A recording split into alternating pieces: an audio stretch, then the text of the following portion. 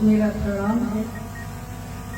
इस कालखंड के प्रथम शिव के शिष्य और हम सबों के परम आदरणीय वरण्य गुरुभ्राता साहब श्री हरिदानंद जी के चरणों में मेरा प्रणाम है।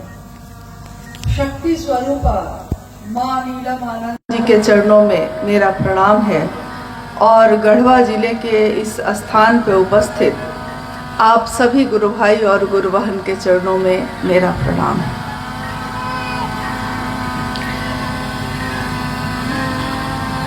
आज गढ़वा जिले में बहुत साल के बाद एक शिव गुरु महोत्सव का आयोजन हुआ है और बीच के कुछ वर्षों में हम सब ने काफी उतार चढ़ाव देखे हैं। महादेव की बात जब झारखंड राज्य में शुरू हुई थी और उसमें भी खासकर जब लातेहार, पलामू, गढ़वा में, उस समय बिहार का ही अंग था, झारखंड उस समय बना नहीं था। और संयोग ऐसा है कि यहाँ से बहुत नज़दीकी बगल के ही आपके ज़िले में माँ नीलम आनंद जी का मायका भी है, पलामू में मनातूगढ़। इसलिए इस क्षेत्र में और इस तरफ के आसपास के जगहों पे साहब और दीदी का आगमन होता रहा है। गढ़वा जिले में के क्षेत्र में भी साहब और दीदी का आगमन हो चुका है। पहले भी इधर से गुजरे हैं, वो कहीं ना कहीं गए हैं, आए हैं। यानी ये धरती इस मामले में तो जागृत है कि शिव के शिष्य का आगमन यहाँ हुआ। कल शाम में यहीं की गुरुवानों से बातचीत में मैंने जैसे ही ये बात कही, मुझसे पहले एक गुरुवान ने कहा कि इसीलिए जड़ में ही पानी डालने का विधान है। मतलब कि जड़ में ही पानी डाला जाता है, जल चढ़ाया जाता है। और आप बताइए कि इतने देवी देवता हैं, लेकिन जल हम किसको चढ़ाते हैं? महादेव को। शिवलिंग पे ही जल चढ़ता है। यानी सारे टहनियाँ और पत्ते तभी हरे भरे रहेंगे जब जड़ों में हमारा भाव समर्पित होता रहे, यानी कि शिव के लिए। इस काल में कितने युग आए, पहले भी कितने युग आए, कभी द्वापर आया, कभी त्रेता युग आया, अलग अलग युग आए हैं। अभी कलयुग चल रहा है। पूरे युग के लिए अगर कोई दिशा और दशा बदलने वाला आता है तो हम उसको कहते हैं युग पुरुष, महामानव। महाशब्द आप गौर करिएगा कि महाशब्द जब भी लगा है महादेव के लिए लगा है, या महादेव जैसा ही कोई आया है, महादेव का संदेश लेकर कोई आया है तो उसके लिए लगा है। तो हम कहते हैं साहब श्री हरिदानंद जी को महामानव हैं, वो युग पुरुष हैं वो। तभी तो हम गीत गाते हैं, स्वागत है हे युग पुरुष तुम्हारा, युग पुरुष तुम्हारा। पूरे युग का जो पुरुष है उसको हम कह रहे हैं स्वागत है हे युग पुरुष तुम्हारा। तुमने जमी पे शिव गुरु को उतारा, कि हम उनका स्वागत करते हैं, हम उनके लिए कृतज्ञ होते हैं जिन्होंने इस जमी पे शिव को ही उतार दिया। हम कहानियाँ पढ़ते हैं, हम कथाएं सुनते हैं। हमने कहानियों में पढ़ा है कि जब माँ गंगा नदी को हम कहते हैं माँ गंगा नदी जब इस धरती पे, पृथ्वी पे उतरी थी, उसके पीछे की कहानी है कि एक राजा थे भगीरथ। राजा भगीरथ ने तपस्या की, और तपस्या की किसके लिए? कि उनके पूर्वजों का जो निधन हो गया, मृत्यु को प्राप्त हुए, उनको मुक्ति नहीं मिल पाई, मोक्ष नहीं मिल पाया, यानी ईश्वर के में एक नहीं हो पाए। तो लोगों ने कहा कि अगर गंगा का पानी आपके पूर्वजों की अस्थियों को मिल जाए तो मुक्ति हो जाएगी। और ये सुनकर राजा भगीरथ ने तपस्या शुरू की। कहानी है कि माँ गंगा प्रसन्न हुई और उन्होंने कहा कि मैं पृथ्वी पर उतरने के लिए तैयार हूँ, लेकिन पृथ्वी, कल्पना करिएगा आप अभी इस बात की कि पृथ्वी यानी धरती मेरे वेग को, मतलब मैं इतनी तेज गति से जो उतरूंगी इस धरती पे, तो ये धरती मेरे वेग को, मेरे प्रवाह को बर्दाश्त नहीं कर पाएगी, तो सारी पृथ्वी ही बह जाएगी। तो मैं उतरना तो चाह रही हूँ, तैयार भी हूँ, लेकिन उतरूं कैसे, क्योंकि पृथ्वी ही बह जाएगी। तब कहानी है कि राजा भगीरथ ने शिव की तपस्या की और निवेदन किया। जब शिव प्रकट हुए तो उनसे निवेदन किया कि ऐसा ऐसा मामला है प्रभु, और माँ गंगा तो उतरने को तैयार है, लेकिन कहती हैं कि मेरा तेज, मेरा प्रवाह धरती बर्दाश्त नहीं कर सकेगी। तो अब मैं क्या करूं? काम तो हुआ है लेकिन पूरा नहीं हुआ, अब क्या करूं? तो महादेव ने कहा कि अरे इतनी सी बात है, और कहानी है, कहानियां प्रतीक होती हैं, कहानियां सच भी होंगी, कहानियां कभी हमें कुछ सिखाती भी हैं। तो कहानी है कि महादेव ने अपनी जटाओं को खोला और गंगा को कहा कि उतरो, जितना वेग है, जितना तेज है, जितना प्रवाह है, उतने तेज के साथ उतरो। और शिव की जटाओं में इतनी तेज वाली गंगा कहाँ समाती चली गई पता ही नहीं चला। गंगा उतरी जा रही है, शिव की जटाओं में समाये जा रही है, और शिव ने फिर अपनी जटाओं को समेट लिया। मामला फिर फंस गया कि गंगा उतरी तो, लेकिन शिव की जटा में उतर गई, और शिव ने फिर से उसको बांध लिया है, यानी पृथ्वी पे तो अभी भी नहीं उतरी। अब फिर भगीरथ जी बैठे और उन्होंने कहा महादेव, अब जटा में ही सारी गंगा है, अब मेरे पूर्वजों का कल्याण कैसे होगा? तो महादेव ने कहा अरे बस इतनी सी बात है। और कहते हैं कि महादेव ने अपनी एक तरफ की जटा थोड़ी सी हटाई, गंगा का पानी पतली धारा के रूप में वहां से निकला, और एकदम उसका सारा तेज शांत, सारा प्रवाह एकदम शांत, सारी गति एकदम सामान्य होकर धरती पे उतर गई। धरती पे उतरी, राजा भगीरथ के पूर्वजों का कल्याण हुआ, मुक्ति और मोक्ष मिला। कहानी है ये। तो आज भी हम कहते हैं कि भगीरथ ने गंगा को जमीन पे उतारा तपस्या से, अपने पूर्वजों का कल्याण किया। लेकिन इस सारी कहानी में हम भूल गए कि इस सारी कहानी में गंगा का इतना तेज महादेव के लिए कोई बहुत मामूली सी बात थी, और उनका रिसाव यानी उनका धरती पे उतरना ये भी महादेव के लिए बहुत आसान बात थी। तो बड़ी से बड़ी गति को, बड़े से बड़े तेज को, बड़े से बड़े प्रवाह को जो महादेव पल में, क्षण का भी क्षण नहीं लगता, सेकंड का भी सेकंड नहीं लगता, और उसको अपनी जटाओं में शामिल कर लेते हैं। आप कल्पना करिए सिर्फ कि इस धरती पे उस शिव को ही उतारा है साहब हरिंद्रानंद जी ने, तो उस साहब हरिंद्रानंद जी की ऊर्जा क्या होगी, जिसने शिव की शिष्यता को ही जमीन पे उतार दिया है। जमीन पे ही ऐसा वैसा नहीं उतारा, इतना उतारा, इतना उतारा कि आज घर घर में शिव की बात हो रही है।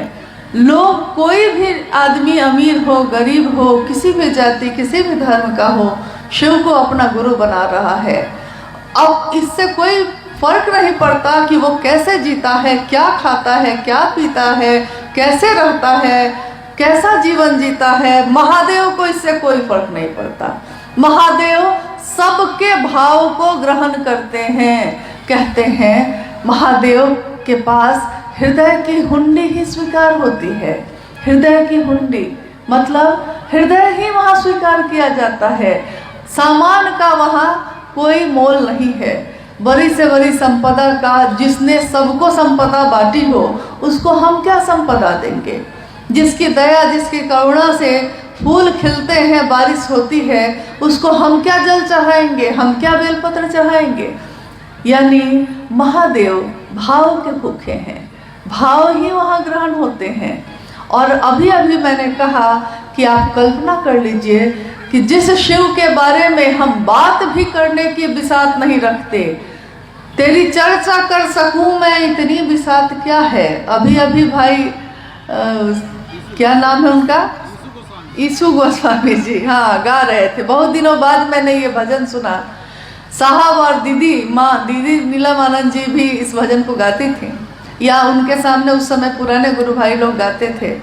आजकल देखती हूँ कि पुराने भजनों का प्रचलन थोड़ा कम हो गया है, लेकिन जैसे ही ये भजन बजने लगा, साहब और दीदी की सारी स्मृति ऐसे उभर के आई कि लगा जैसे वो बैठे हैं और हम सब उनके सानिध्य में बैठे सुन रहे हैं कि हे महादेव, मैं आपकी चर्चा कर सकूं इतनी बिसात भी मेरी नहीं है, आपको नमन भी कर सकूं इसके योग्य भी हम नहीं हैं, लेकिन तब भी आपकी चर्चा कर रहे हैं, आपको नमन कर रहे हैं। मामूली बात नहीं है ये। तो हम जिस चीज़ को बहुत मामूली समझते हैं, अरे चर्चा ही न है, चर्चा है कर लेंगे, महोत्सव न है आयोजित कर लेंगे, फटाफट करना है कर लेंगे, कौन सी बड़ी बात है, हम सोचते हैं। लेकिन हम उस समय ये नहीं सोचते कि हम किसकी बात कर रहे हैं। हम उस महादेव की बात कर रहे हैं जिनके बारे में दुनिया ने अनेक नामों से नवाजा है। महादेव को, एकमात्र महादेव को अघोरेश्वर कहा गया, यानी अघोर के भी जो ईश्वर है, अघोर जो कभी घोर नहीं होता, कुछ भी हो जाए वो परम शांत ही रहते हैं। अघोरेश्वर, अघोरों के भी ईश्वर। और अघोरा कहा गया माँ काली को, यानी शिव की शक्ति को। यानी शिव और उनकी शक्ति अघोर है, अघोरा है, बाकी सब है तो घोर है। लेकिन साहब हरिनानंद जी ने लिखा है और उन्होंने अपनी चर्चाओं में भी कहा है कि शिव क्या है, वो आवेश रहित आवेश है। आवेश रहित आवेश, ये पढ़ने पे समझ में नहीं आता है, लगता है कि कोई बहुत बड़ी बात हो रही है, लेकिन इसको समझने के लिए आप ऐसे समझ सकते हैं कि आवेश रहित आवेश का अर्थ ये होता है कि पूरी ताकत है, पूरी ऊर्जा है, यहाँ तक कि जितने भी आवेश यानी कि जितनी भी ताकत, जितनी भी शक्ति, जितनी भी ऊर्जा पैदा होती है वो एकमात्र महादेव के पास से ही पैदा होती है और कहीं से नहीं। जहाँ से सारी धाराएं निश्रित हुई हैं, जहाँ से सारे आवेश पैदा होते हैं, वो खुद शिव परम शांत अघोर है, अघोरेश्वर है, परम शांत है। लेकिन याद रखना है हम लोगों को, आवेश है, आवेश रहित बन के बैठे हैं। आवेश नहीं है ऐसा नहीं है, सारी चीजें वहीं से निकलती हैं। जैसे आपने देखा होगा कि हमारे घर में बिजली का तार लगा होता है, तो बिजली के तार के ऊपर रबर चढ़ाया रहता है।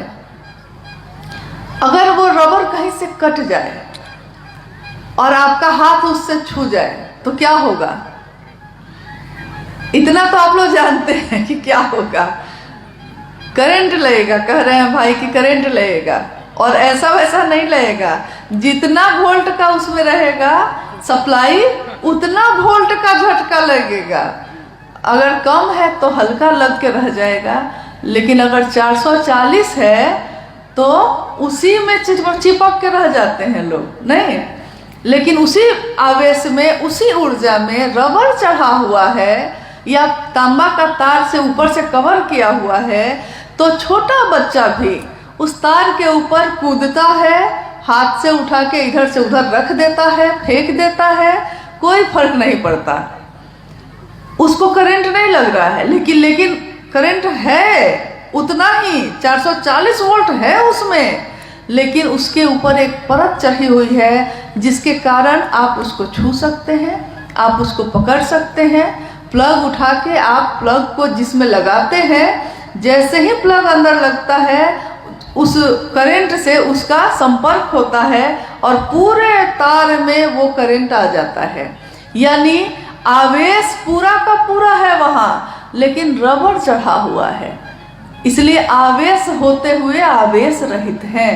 महादेव भी वैसे ही हैं।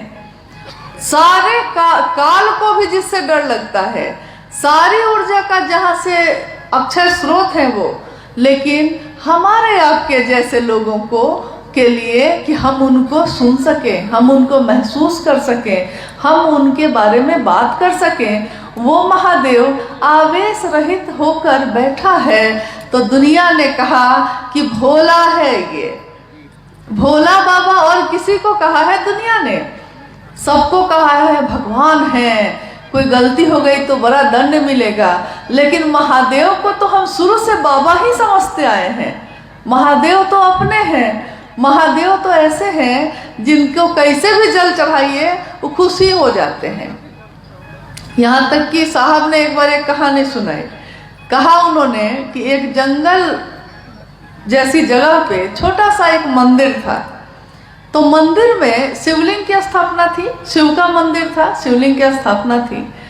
तो चूंकि अब शिवलिंग है तो रात में वहाँ कोई रहता नहीं था कि कौन क्या लूट के ले जाएगा, और मंदिर में बड़ा पहरा रहता है, लेकिन जहाँ पे शिवलिंग की स्थापना हो वहाँ कोई पहरा नहीं रहता, क्योंकि सबको लगता है कि यहाँ से लूटेगा भी तो क्या लूटेगा, सोना चांदी तो है नहीं यहाँ। लेकिन ऐसा हो गया कि वहाँ किसी भक्त ने भाव में आके वहाँ सोने की घंटी लगा दी। अब जंगल में है, लेकिन तब भी उसके पहरा के लिए कोई वहाँ नहीं रुका। एक रात की बात है, एक चोर जिसका पेशा था चोरी करना, चोरी करके ही वो अपने घर को चलाता था, चोरी करने निकला। सब घर में वो अपना देख लिया, बेचारे को कहीं पे मौका नहीं मिला चोरी करने का, चोरी नहीं कर सका। अब बेचारा थक के, है वो चोर लेकिन है तो इंसान, भूख तो उसको लगती है, परिवार को तो भोजन उसको भी देना पड़ता है। तो जंगल के तरफ निकल गया और रोने लगा बैठ के कि हर जगह आज चले गए, कहीं कुछ नहीं मिला। तभी अंधेरे में वो जो सोने का घंटा लगा हुआ था, वो अंधेरा में सोना है चमका। तो देखने गया कि क्या चमका भाई अभी, तो उसने देखा कि सोने की घंटी लगी हुई है। नीचे पूरा अंधेरा था, तो सोना जैसा लग रहा है ये। उसने सोचा कि आज कुछ नहीं मिला तो चलो इसी घंटी को उतार लेते हैं और इसी को बेच के अपना काम चला लेंगे आज। अब नीचे क्या है उसको दिखाई नहीं दिया, और नीचे तो था शिवलिंग। उसने सोचा कि ईंटा या चट्टान कुछ है, पैर से ऐसे ऐसे अंधेरे में टटोला, कुछ दिखाई नहीं दिया। तो देखा कि ऊंची कोई जगह है लगता है, तो पैर को उसी पे रख के खड़ा हो गया और घंटी जो पकड़ा तो घंटी बजने लगी, टन टन टन टन। कहानी है कि महादेव प्रकट हो गए। महादेव ने कहा, मांगो क्या मांगते हो भाई, मैं तुमसे अति प्रसन्न हूँ। चोर घबरा गया, उसको लगा कि मेरे साथ ये क्या हो गया, आज तक तो ऐसा कभी हुआ नहीं, मैंने कोई भक्ति नहीं की, मैंने कभी महादेव का नाम भी नहीं लिया, और सीधे महादेव प्रकट होके कहते हैं कि अति प्रसन्न हूँ, ऐसा मैंने क्या कर दिया। तो उसने कहा कि प्रभु मैंने तो आपके लिए कुछ नहीं किया। महादेव ने कहा कि अरे क्या बात करते हो, लोग मुझ पे जल चढ़ाते हैं, धतूरा चढ़ाते हैं, बेलपत्र चढ़ाते हैं, तुमने तो अपने आप को ही चढ़ा दिया है। तो कहते हैं कि कहानी है कि भाई चोर ने जो मांगा मिला और वापस चला गया। सोचिए महादेव जिससे सारे देवी देवता डरते हैं, जिसकी पूजा राक्षस भी करते हैं, दुनिया जिनके आगे झुक के नमन करती है, वो महादेव किसी भी तरह से प्रसन्न हो जाते हैं। तभी मैंने कहा कि भोला कहते हैं हम उनको। और साहब श्री हरिनानंद जी ने उस शिव को जमीन पे उतार दिया। तो ये कौन सी तपस्या की होगी उन्होंने, और किन लोगों की मुक्ति और मोक्ष के लिए ये काम किया होगा? क्योंकि राजा भगीरथ ने तो अपने पूर्वजों के लिए किया था, लेकिन साहब हरिंद्रानंद जी ने मेरे आपके जैसे असंख्य लोगों तक, जिसके पास भी ये संदेश पहुंचता है कि शिव मेरे गुरु हैं, तुम्हारे हो सकते हैं, उन असंख्य लोगों तक ये बात पहुंचाने की बात की है। और प्रतिदिन लाखों व्यक्ति, लाखों लोगों से, यहाँ तक कि इस पल जब यहाँ ये चर्चा घटित हो रही है, इस समय में भी कितने जगह पे कोई ना कोई गुरु भाई, कोई ना कोई गुरु बहन अभी अपने गुरु की बात कर रहा होगा और शिव के शिष्य होने की घोषणा हो रही होगी उसकी। जागा जागा महादेव से वो जगह जग रहा होगा। आज भी, अभी भी, यानी पल प्रति पल, प्रतिदिन लाखों की संख्या में शिव के शिष्यों की घोषणा हो रही है, शिव की शिष्यता बढ़ती चली जा रही है। लेकिन आपने कभी सोचा है कि क्या मेरे करने से ऐसा हो रहा है, या आपके करने से ऐसा हो रहा है, या जो आज घोषणा कर रहे हैं उनके करने से ऐसा हो रहा है? जी नहीं। इसमें ऊर्जा उसी की काम कर रही है जिसके तार है हम लोग, बस, और कुछ नहीं है हम लोग। तार जिस दिन कट गया ना, तो बिजली का सप्लाई भी बंद हो जाएगा। हम लोग बस तार हैं, साहब उसका ट्रांसफार्मर है, और हम लोग के पास जितना हम सह सकते हैं, जितना हम बर्दाश्त कर सकते हैं, उतना सप्लाई वो देते रहते हैं। ऊर्जा शिव की जो उनके दिल में उतरी, जो नमः शिवाय के रूप में सांसों में उतरी, उसको उन्होंने विश्व मानव के कल्याण के लिए, विश्व मानव के लिए कि वो शिव का शिष्य हो सके, इस धरती पे उतारा। और आज चाहे वो गढ़वा का जंगल हो, पहाड़ हो, घर हो, शहर हो, या दुनिया का कोई कोना हो, आज महादेव की बात हम कितने गर्व से करते हैं, कितनी खुशी से करते हैं। सोचिए, जब इतनी खुशी से करते हैं और वो महादेव सब कुछ देने वाला है, तब हम दूसरों के पास क्यों भटकते हैं?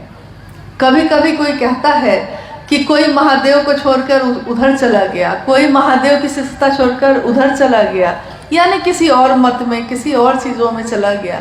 मैं हमेशा सोचती हूँ उस समय कि कहते हैं कि कल्प तरु है वो। कल्प तरु का अर्थ होता है एक ऐसा पेड़ जिसके नीचे जब आप खड़े हो जाइए तो आपके मन में जितनी इच्छाएं पैदा होंगी वो सारी इच्छाओं की पूर्ति करता चला जाता है। कल्प तरु है शिव, और शिव के छाया के तले खड़े होकर, शिव के नीचे खड़े होकर हम भिक्षा का पात्र लेकर दूसरों के सामने क्या मंडरा रहे हैं? कौन है उनसे बड़ा? एक बार एक फकीर एक राजा के पास गया, राजा के दरबार में गया। फकीर बेचारा बहुत आर्थिक संकट में था तो फकीर, जीवन में कुछ था नहीं, अब खाने को भी नहीं था।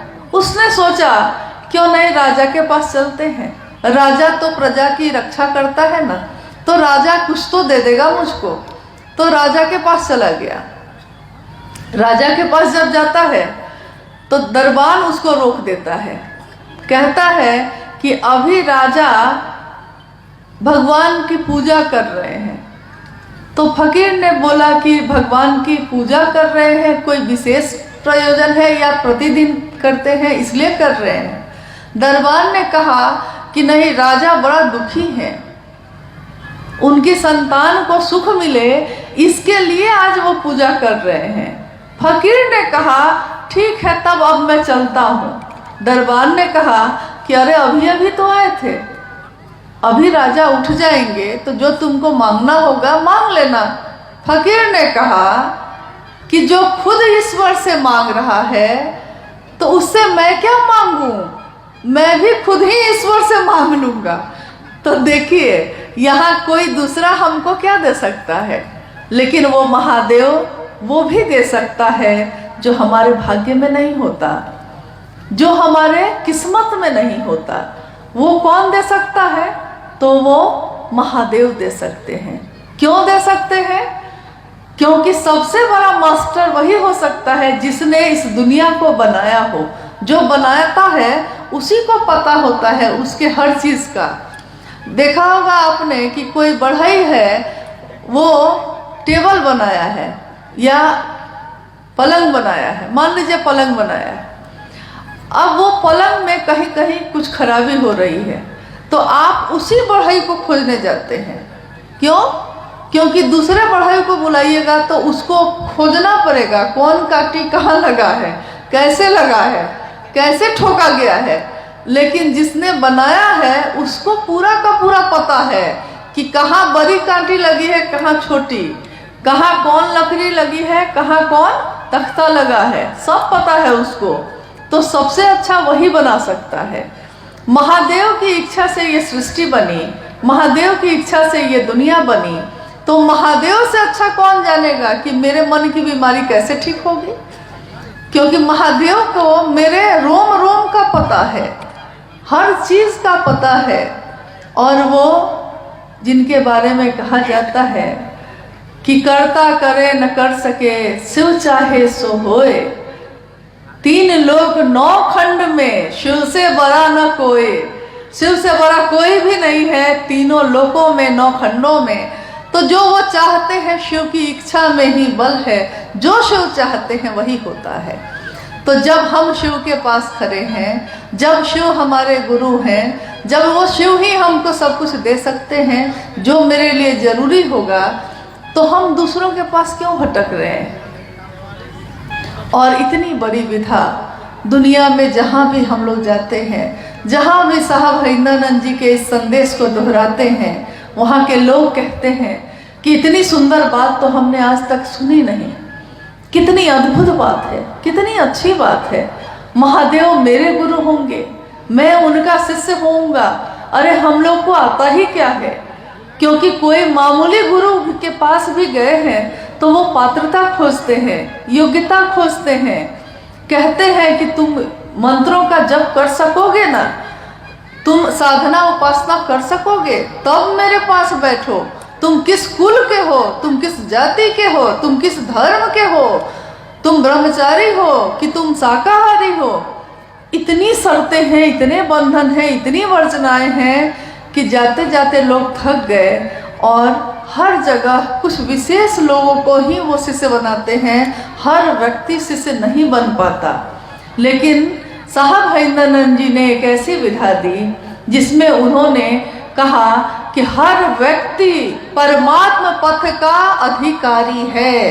हर व्यक्ति, न कोई छोटा है न कोई बड़ा है, समान है। जो 30 साल पहले शिव का शिष्य बना था सो, जो आज का आज अभी अभी बना है वो, उन दोनों में कोई अंतर साहब हरिंद्रानंद जी ने नहीं माना। उन्होंने कहा कि रेगिस्तान में भी, राजस्थान के रेगिस्तान में जहाँ बालू ही बालू है, एक घर यहाँ है तो दूसरा घर यहाँ है, पूरे रेगिस्तान में कहीं साद्वल भूमि नहीं है। साद्वल का अर्थ होता है जहाँ पे हरियाली हो, पानी हो। तो कहीं कहीं एकदम बंजर है, रेगिस्तान है, और उसके बीच में कोई एक साद्वल भूमि है जहाँ पानी पीने को मिल जाता है। वैसी जगहों पे भी साहब कहते हैं कि राजस्थान के मरुस्थल में भी किसी ने अगर अभी अभी अपने नाम की घोषणा की है, वो भी मेरे कलेजे का टुकड़ा है। इसलिए हम लोग को ये भ्रम नहीं होना चाहिए कि कोई विशेष ही होगा जो उनके कलेजे का टुकड़ा होगा, ऐसा नहीं है। जिसने भी साहब के विचारों को अपनाया है, जिसने भी शिव के इस संदेश को अपने जीवन में उतारा है, शिव उसके गुरु हुए हैं। और साहब हरिंद्रानंद जी का आशीर्वाद, उनका साथ, माँ नीलमानंद जी की ममता उसके साथ चल रही है। अगर नहीं चल रही होती तो हमारे आपके में ऐसी तो कोई बात नहीं है। नहीं कहते हैं ये तो कर्म है उनका वरना, मुझ में तो ऐसी बात नहीं, मुझ में ऐसी बात नहीं है कुछ भी कि हमसे कोई मिलता या आपसे कोई मिलता। क्यों आपके मुंह से शिव की वाणी निकलती है, शिव की ऊर्जा काम करती है, लेकिन इस वाणी के निकलने का मूल कारण इस धरती पे कौन है? वो शिव के शिष्य हरिंद्रानंद जी ही हैं।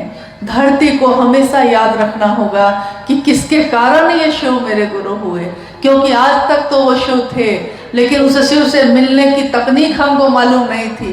तरीका मालूम नहीं था। साहब ने कहा कि बस अपने पास, तुम्हारे पास जो ये तुम्हारा मन है, इस मन से ही शिव को पुकारो। कहो कि हे शिव, आप मेरे गुरु हैं, मैं आपका शिष्य हूँ, मुझ शिष्य पर दया कर दीजिए।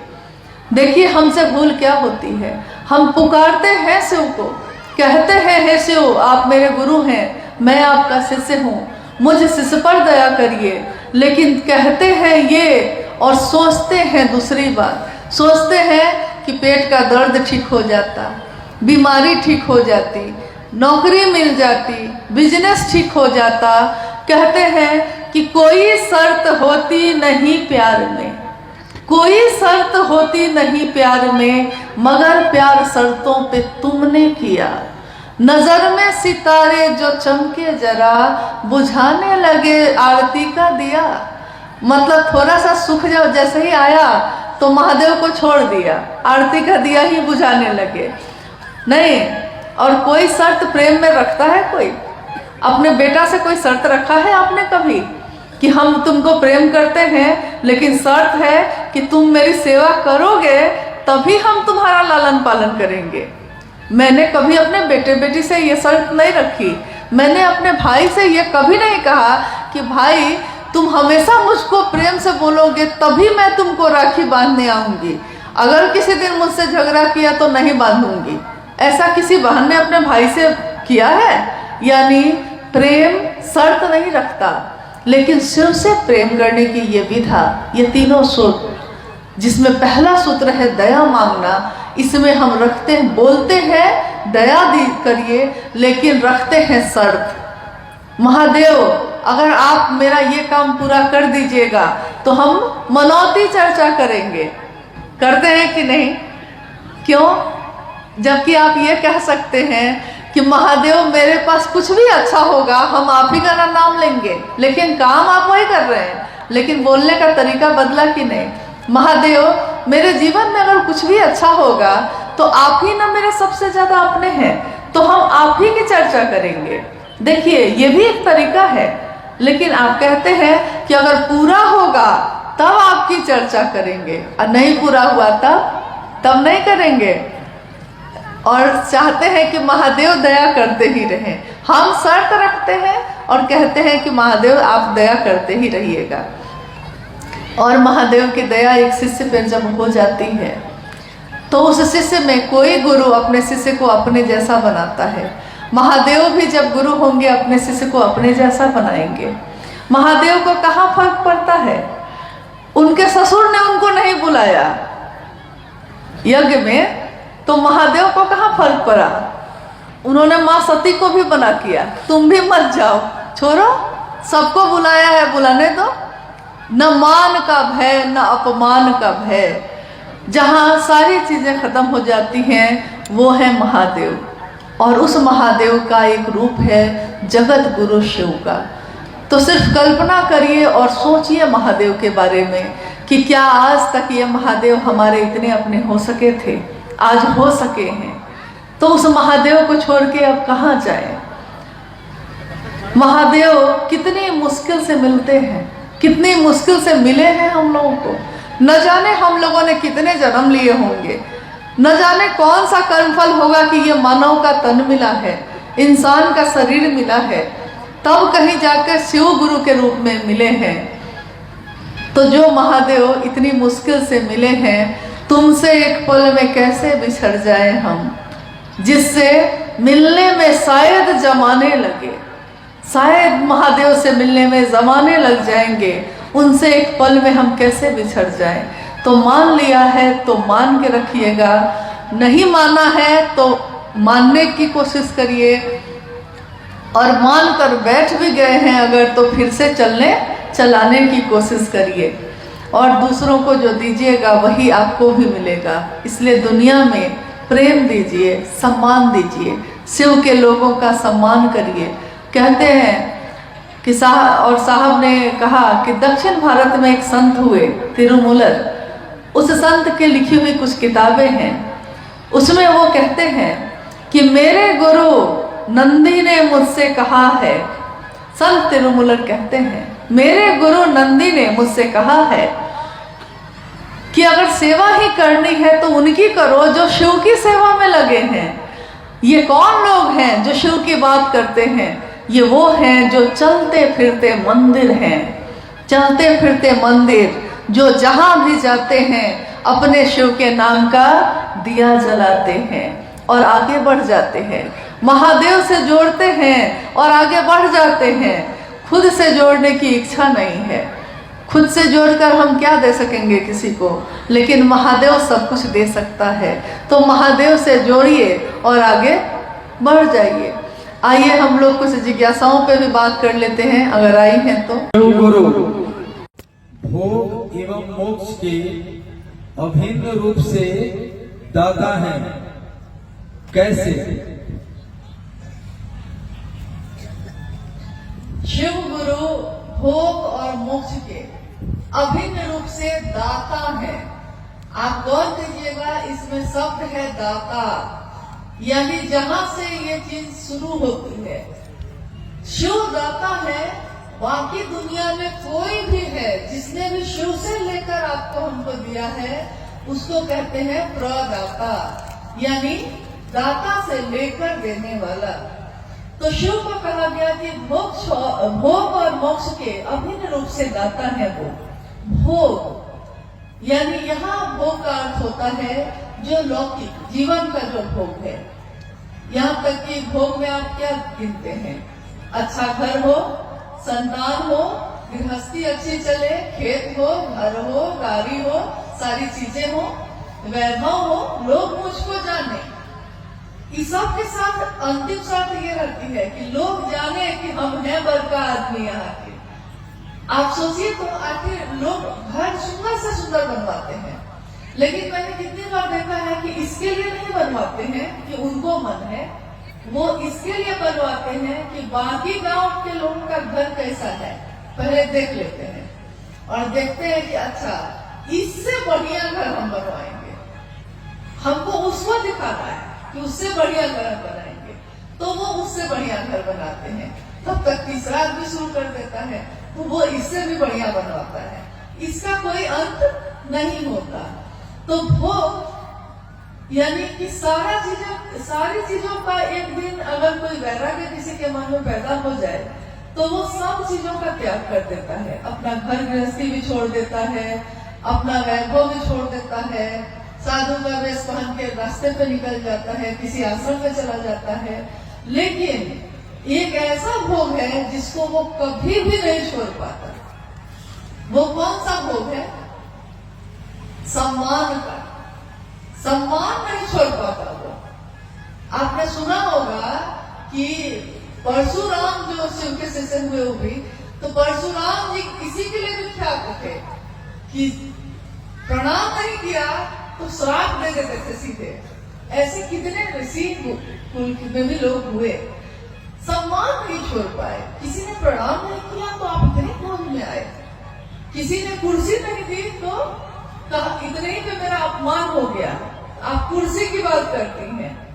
एक बार उस समय संयोजक पद हुआ करते थे गुरु भाई गुरुमानों के बीच, तो बिहार से कुछ गुरु भाई लोग साहब के पास आए हुए थे। साहब उस समय पटना में रहते थे, तो घर में छोटी सी जगह थी, घर में चाय बन रही थी अंदर सबके लिए। साहब ने कहा सबके लिए चाय बनवा दो, तो चाय बनी, चाय सबको दी गई। गलती से एक आदमी जो संयोजक थे गलती से छूट गए। अब मान लीजिए आप लोग सब बैठे हैं, मैं चाय लेके जाऊं और कोई एक आदमी तो गलती से छूट सकता है ना, तो अगर छूट गया है तो हम लोग मांग लेते हैं, अरे भैया हम छूट गए, हमको दे दीजिए। लेकिन उस गुरु भाई ने मांगा नहीं। मांगेंगे कैसे? मांग लिए तो अपमान हो जाएगा। साहब क्या बैठे हैं, चाय सबको मिल गई, गलती से छूट गए। उस समय वो कुछ नहीं बोले, लेकिन अपने घर लौट कर जब गए तो उन्होंने साहब के नाम एक लंबी सी चिट्ठी लिखी और उस चिट्ठी में उन्होंने कहा कि आपके घर में मेरा बहुत अपमान हुआ। मेरे सामने सबको चाय दी गई और मुझको सिर्फ छोड़ा गया, तो मैं आज से संयोजक का पद छोड़ता हूँ। साहब बड़ा हंसे। उन्होंने कहा कि बताओ महादेव की बात करने वाले का मन इससे एक चाय की प्याली से टूट गया। मतलब छोटी सी बात पे बरसों के याराने गए। नहीं, छोटी बात पे ही बरसों से दोस्त यार हैं, मामूली सी बात होती है, उसी में जो दिन रात एक साथ खाते पीते थे मुंह फुला के बैठ जाते हैं। तो भोग की बात मैं कह रही थी कि भोग यानी सम्मान सबसे बड़ा भोग है। आप बताइए कि और चीजें आपके पास है या नहीं है, ये नहीं पूछ रहे हैं, लेकिन सम्मान है कि नहीं। कहीं भी आप महादेव की बात लेकर जाते हैं तो कोई आपसे घृणा करता है क्या? आपका अपमान करता है, कुर्सी देता है बैठने को। यहाँ तक कि अगर गुरु वाहन चले जाए तो घर के अंदर भी अनजान लोग भी अपने घर के अंदर बैठा लेते हैं कि महिला है, घर के अंदर बैठा लेते हैं, आप शिव की चर्चा कर लेते हैं। गुरु भाई कहीं जाते हैं तो दरवाजे पे गांव के लोग जुट जाते हैं, अरे इनको चाय पिलाओ, कितना सुंदर बात कर रहे हैं, महादेव की बात कर रहे हैं, तो चाय पिलाओ, खाना खा के जाइए भाई जी। यानी जहाँ कोई पूछता भी नहीं था मुझको, इसी रास्ते से कितनी बार गुजर जाते, क्यों कोई मेरे रहने की व्यवस्था करता, क्यों कोई मेरे लिए खाना बनाता। लेकिन इससे बड़ा भोग और क्या होगा इस धरती पे? सम्मान। गुरु भोग देते हैं, गुरु के नाम पे शिष्यों को सम्मान मिलता है। मोक्ष देते हैं, मोक्ष मतलब मुक्ति, जन्म और मरण के चक्र से मुक्त हो जाना, मोक्ष प्राप्त कर लेना, यानी बार बार जन्म नहीं लेना पड़ेगा, शिव में ही मिल जाएंगे, ऐसा हो जाएगा। महादेव वो भी दे देते हैं। चलिए, आपकी यही इच्छा है तो आपकी यही इच्छा पूरी होगी। लेकिन एक बार साहब ने पूछा चर्चा स्थल पे कि शिव के शिष्यों को अगर गुरु भोग और मोक्ष दोनों देंगे, दोनों दे देंगे, लेकिन जिसने शिव को चाहा है, जो शिव के नाम पे दीवाना है, मस्त है, कल गुरुवार ने कहा कि हम लोग मस्त हैं, महादेव की बात करके हम लोग मस्त रहते हैं। देखिए, जो गुरु के नाम पे मस्त है, दीवाना है, उसको गुरु अगर भोग और मोक्ष दोनों अभिन्न रूप से एक साथ देते हैं, वो लेगा कि नहीं लेगा? क्या करेगा? जिसको शिव से लगन लग गई हो, जो शिव से ही लगन लगा बैठा हो, सूरती के डोरिया गगन बीच लागल, कोई गेले गुरु से स्नेह हो, गुरु से स्नेह हो गया है। सुरती की डोरी यानी यादों की जो डोरी है, कहाँ लग गई है? तो गगन बीच लागल, गगन के बीच जो शिव है ना, वो केंद्र में जो है, मेरी याद, मेरे दिमाग की हर चीज, मेरे दिल की हर चीज वहीं पे लग गई है। तो जो वहां लग गई है, तो उसके बाद महादेव कहते हैं ये भी लोगे कि क्या? तो अब चाहत ही नहीं है। साहब कहते हैं कि जिसने शिव को चाह लिया, उसको शिव भोग और मोक्ष देंगे भी, तो वो लेता कहाँ है? और जन्म भी वो बार बार लेना चाहता है, मोक्ष नहीं चाहता है। मोक्ष लेंगे तब तो खत्म ही हो जाएगा मामला, फिर महादेव का काम तो बहुत बाकी है। तो खाली इसी जन्म में करना है कि अगले जन्म में भी करेंगे हम लोग, कि जन्म जन्म तक ये करते रहेंगे? शिव के लोग शिव का आदेश जन्म जन्म तक करते रहेंगे। तो मोक्ष भी देने आ रहे हैं महादेव, तो हम लेने को तैयार नहीं है। महादेव भी कहते हैं कि हमेशा हमको पागले लोग से पाला पड़ता है। कोई उनके यहाँ ढंग का है, भूत है, बैताल है, पिशाच है, देवता भी है, गंधर्व भी है, सब अलग अलग तरह के लोग हैं। उनको भी लगता है कि देखिए, तो गुरु भोग और मोक्ष दोनों अभिन्न रूप से देते हैं। हाँ, अगर आप लेना चाहिए तो अब आप लेना क्या चाहते हैं? बात तो ये है। अगली जिज्ञासा है कि शिव की पूजा एवं चर्चा में क्या अंतर है, समझाने की कृपा की जाए। जिज्ञासा आपने सुनी। शिव की पूजा और शिव की चर्चा में क्या अंतर है? शिव ही है, एक ही सत्ता है शिव। पूजा भी हम कर रहे हैं तो शिव की ही कर रहे हैं, और चर्चा भी कर रहे हैं, यानी गुरु रूप की चर्चा कर रहे हैं, गुरु मानकर शिष्य बनकर चर्चा कर रहे हैं, तो शिव की कर रहे हैं। लेकिन एक भारी अंतर है दोनों में। भारी अंतर ये है कि शिव की पूजा में श्रद्धा चाहिए, विश्वास चाहिए, समर्पण चाहिए। शिव की पूजा यानी कि पूजा में हमारे बुजुर्ग कहते हैं हाथ जोड़ के सिर झुकाओ, आंख बंद करो, मन महादेव पे लगाओ, विश्वास रखो, विश्वास करो, समर्पण करो, श्रद्धा रखो, तब होती है शिव की पूजा। और शिव की चर्चा में विश्वास नहीं है तब भी कोई बात नहीं है, श्रद्धा नहीं है तब भी कोई मामला नहीं है, समर्पण नहीं है तब भी कोई फर्क नहीं पड़ता है। यानी साहब महेंद्रानंद जी कहते हैं कि अविश्वास में, अश्रद्धा में, संशय में, विचारों में ही नहीं कुविचारों में भी शिव आपके गुरु हो सकते हैं। सिर्फ एक विचार, कुविचार मतलब कि महादेव के लिए अगर खराब भी सोच आप रखते हैं ना, तब भी वो महादेव आपसे रिश्ता जोड़ लेता है। आप कुछ भी सोच के सकिए, लेकिन लोहा अगर सटता है पारस से तो सोना ही बनता है, वो कैसे भी सके, तरीका चाहे उसका जो हो। यानी शिव की पूजा में श्रद्धा चाहिए, विश्वास चाहिए, समर्पण चाहिए। और महादेव की चर्चा में विश्वास हो तब भी ठीक, अविश्वास हो तब भी ठीक। मास्टर को कोई फर्क नहीं पड़ता कि आप उस पर विश्वास करते हैं कि नहीं करते हैं। खाली क्लास में चले जाइए, वो मास्टर तो पढ़ा ही लेगा, वो चाहे जबरदस्ती पढ़ाए, चाहे खुशी खुशी पढ़ाए, लेकिन पढ़ा के बच्चा को कलेक्टर बना ही देता है, मास्टर पढ़ा लेगा। तो महादेव के पास जाने के लिए श्रद्धा है तो जाइए, क्योंकि श्रद्धा तो भक्त को होगी, समर्पण तो भक्त को होगी। क्योंकि पहला सूत्र कहता है शिव से दया मांगना याचना की अभिव्यक्ति है, भक्ति की अभिव्यक्ति है। दया मांगना, याचना करना भक्ति की अभिव्यक्ति है। और भक्त कौन होता है? हम लोग अमूमन बोलचाल की भाषा में कहते हैं कि अरे ये अमुक चीज के भक्त हैं, ये इनके भक्त हैं। लेकिन भक्त होना बहुत बड़ी बात होती है। हम जब कहते हैं कि कोई विचार में शिव को गुरु माना है, विचार भी जब घने होते हैं, घनीभूत होते हैं, तब वो भाव बनते हैं। भाव भी जब घनीभूत होते हैं तब वो प्रेम बनता है। प्रेम भी जब घनीभूत होता है तब कहीं जाके भक्त होता है, तब भक्ति होती है। तो क्या वैसी भक्ति हम लोग की है कि शिव नहीं तो कोई नहीं? क्या उमा के जैसा है कि वरहूं शंभु नहीं तो रहूं कुंवारी, वरण होगा तो सिर्फ शिव का नहीं तो किसी का नहीं होगा? क्या ऐसी भक्ति है?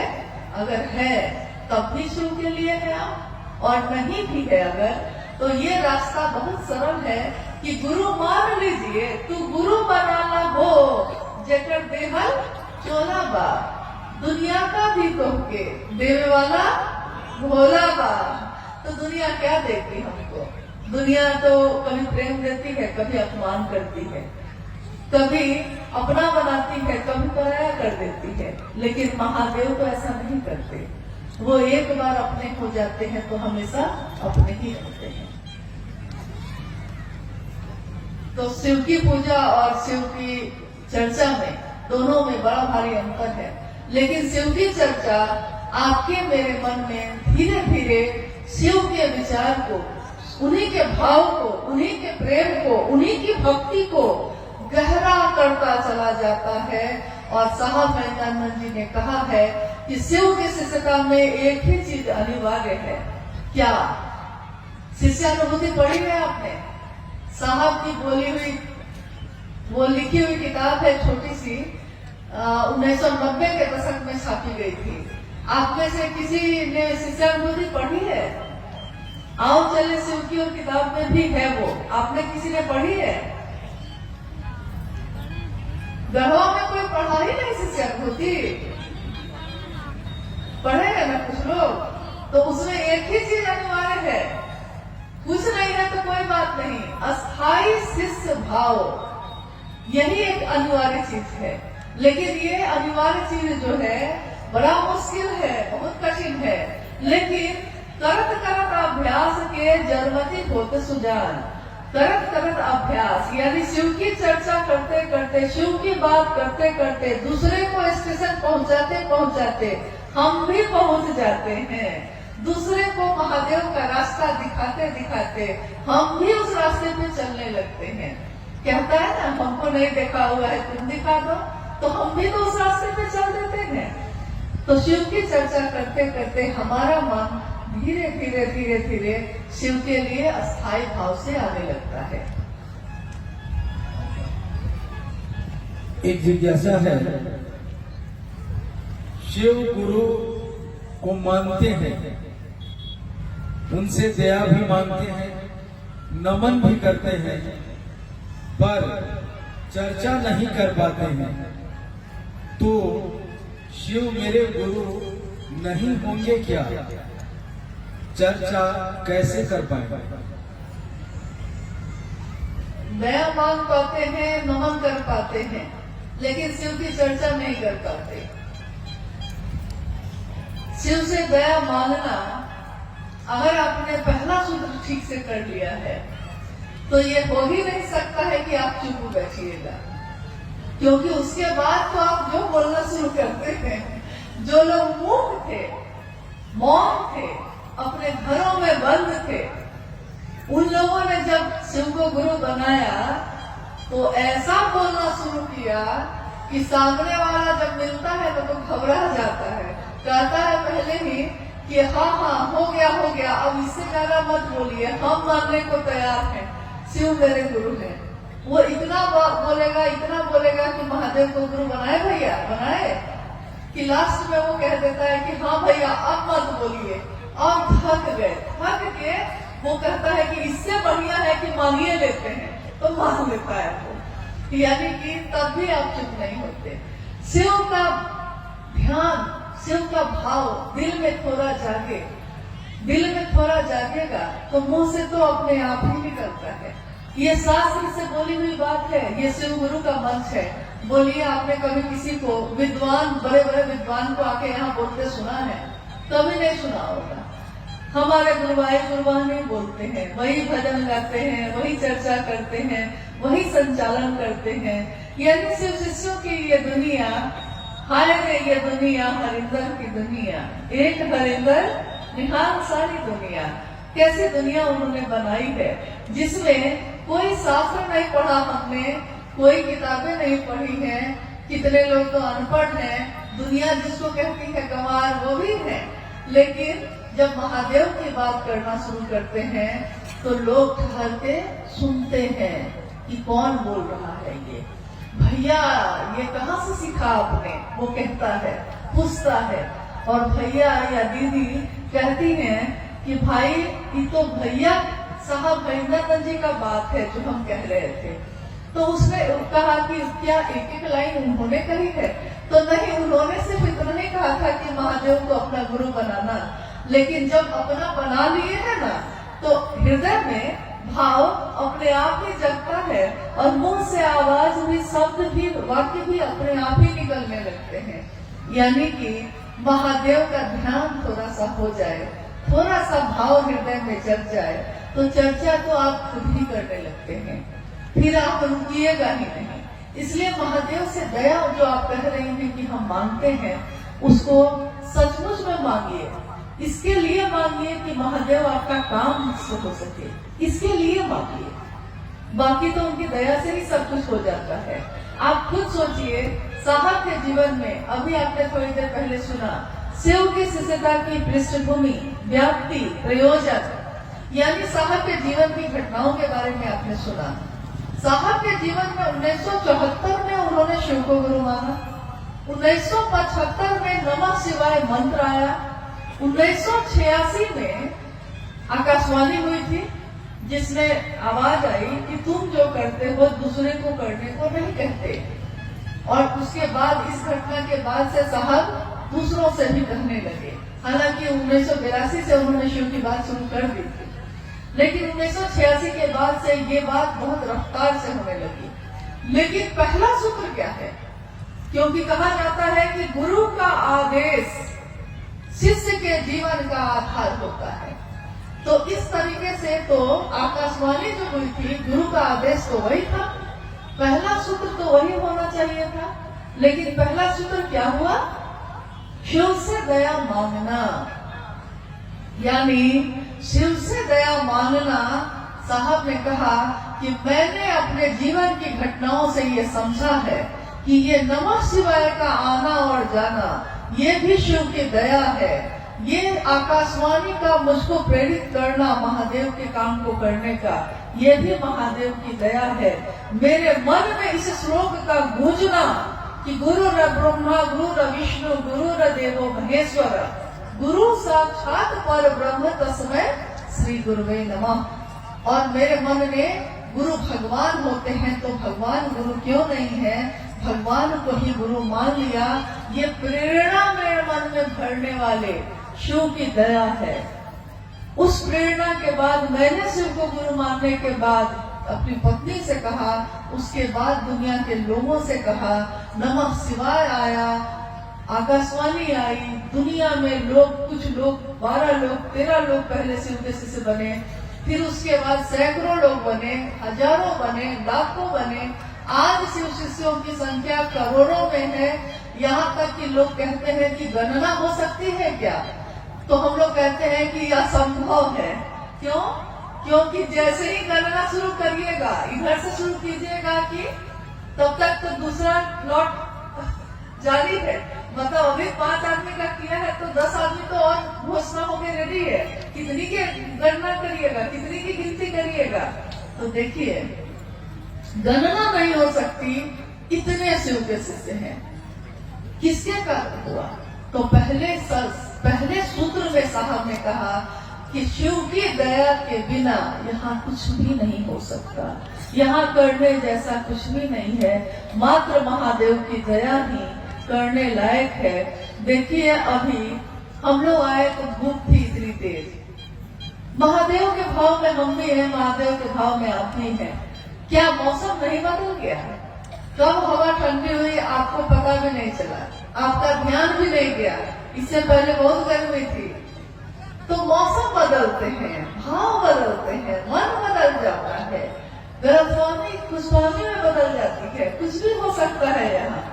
तो महादेव की दया से सब कुछ हो सकता है। तो पहले सूत्र में साहब ने कहा कि महादेव की दया ही शिष्य के जीवन की शुरुआत करता है। अगर नींव का पत्थर मजबूत हो तो उसमें कितनी भी बड़ी इमारत बनेगी वो मजबूत होगी।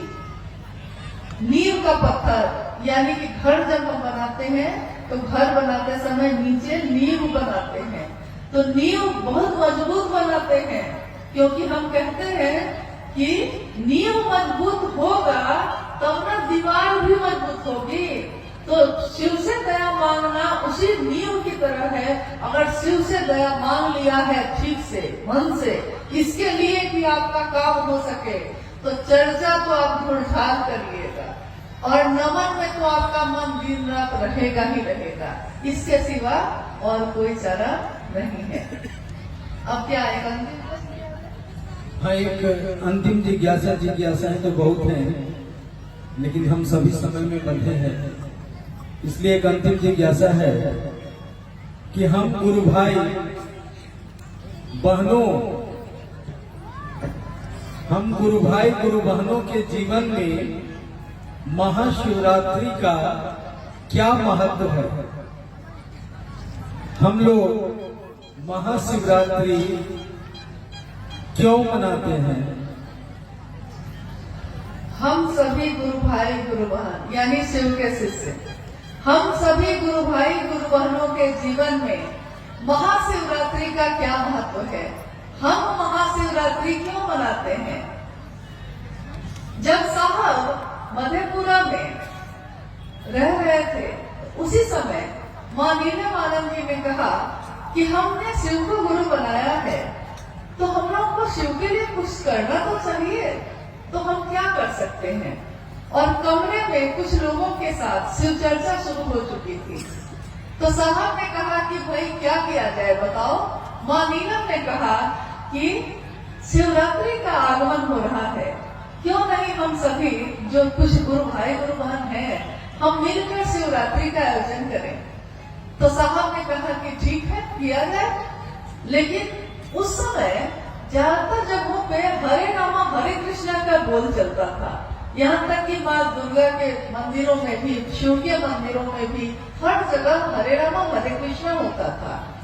तो साहब ने कहा कि यार इन महाशिवरात्रि का आयोजन है, शिव की पूजा करेंगे, लेकिन बोल क्या होंगे, हम बोलेंगे क्या उसमें?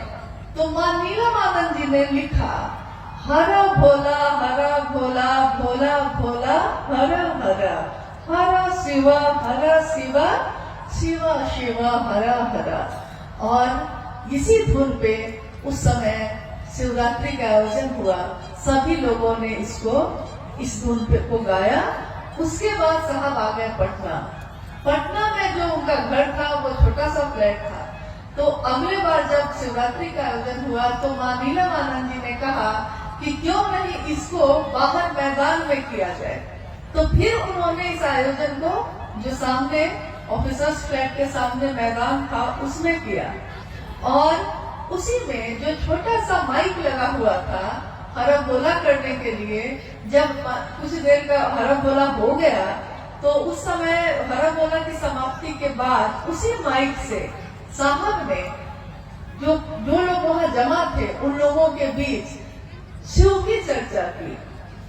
तो साहब कहते हैं कि शिवरात्रि एक ऐसा प्लेटफॉर्म है, एक ऐसी जगह है जहां आपने, साहब ने कहा कि आपने देखा होगा कि जब बच्चे नदी में कूदते हैं तैरने के लिए या स्विमिंग पूल में कूदते हैं तो बहुत ऊपर में लकड़ी का एक टुकड़ा लगा रहता है और उस लकड़ी के या बहुत बड़ा कोई सीमेंट का बना रहता है और वहां खड़े होके वो ऊपर से जंप करता है पानी में तैरने के लिए, तैराकी के प्रतियोगिता में। तो ऊपर से जंप करता है धरती पे, मतलब नदी में। तो साहब ने कहा शिव के शिष्यों के लिए महाशिवरात्रि उसी तरह है कि महाशिवरात्रि से ही लॉन्च हुई शिव की चर्चा। इसीलिए शिव के शिष्य एक उत्सव अपने गुरु का मनाते हैं, महाशिवरात्रि। और मेरा निवेदन है कि आज अभी जो आने वाला है 8 मार्च को महाशिवरात्रि का आयोजन हो रहा है, हर जगह पे हो रहा है। मेरा निवेदन है कि 8 मार्च को जो महाशिवरात्रि है उसमें आप अपने सामूहिक रूप से जहां भी आप करना चाहते हैं जरूर करिए, लेकिन अपने घर को लौटिए जब, तो कम से कम 1.25 घंटे अपने घर के लोगों के साथ भी इसको करने की कोशिश करिए। अपने पड़ोसियों को भी बुलाइए इसमें। और इसके साथ साथ सजाइए अपने घर को, अपने मोहल्ले को, अपने दरवाजे को, क्योंकि शिव की रात्रि नहीं है, महाशिवरात्रि है। शिव के शिष्यों के लिए शिव की चर्चा का आगाज करने वाली है। तो हम नमन करते हैं अपने साहब दीदी को, अपने गुरु शिव को, कि महादेव की दया हम सभी पे बनी रहे, हम सबका जीवन शिवमय हो, सुगंधमय हो। साहब ने जो चाहा है शिव के लिए शिव को, हम सभी शिव के शिष्य भी शिव के लिए शिव को चाहें, दुनिया के लिए नहीं। दुनिया ने अपनी कामनाओं के लिए शिव को चाहा, शिव के शिष्य तो ऐसा ना करें। शिव के शिष्य शिव के लिए शिव को चाहें। आप सभी के चरणों में मेरा प्रणाम।